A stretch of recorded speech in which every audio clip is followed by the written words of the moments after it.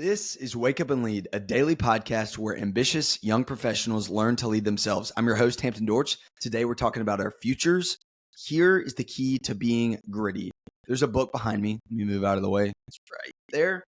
It's called Grit. It was written by Angela Duckworth. I did a talk on this at this conference one time, and so I've studied grit a lot because I want to personally develop it in my life.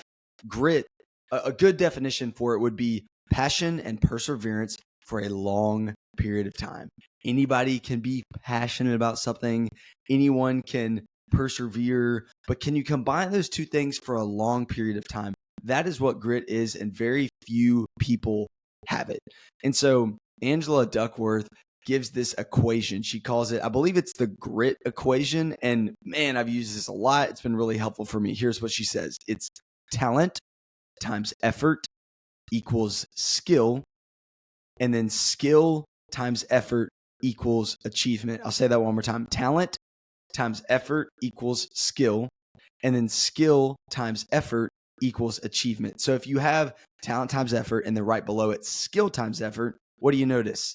Effort is there twice. So she says effort counts twice. So in order to get skill, in order to get pretty good at something, it requires some level of talent, yes, but then talent times effort, and that will give you skill. So if you're naturally pretty fast, if you just go out to a track meet in middle school or something, and I'm literally speaking of my story right now.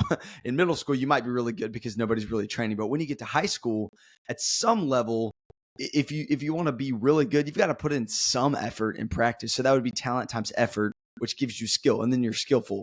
And then once you have the skill, then it would be skill times effort, doubling down on effort, and that's achievement. And the amount of people who have just been like world-class athletes that have not put in the skill times effort to get that achievement is astronomical. Most people are not extremely gritty.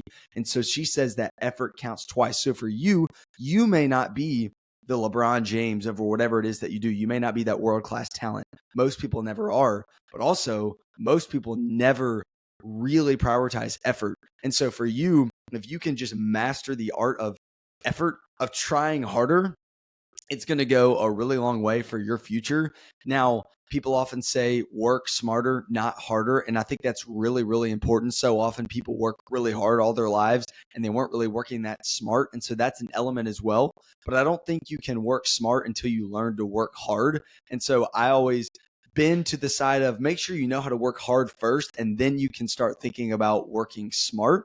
So again, remember that effort counts twice. It's more important than anything else. You may not be the most talented person in the world, but if you put in the effort, if you put in the work and learn to work hard, then you can learn to work smart, and that will have a drastic impact on your future. It's time for you and me to wake up and lead.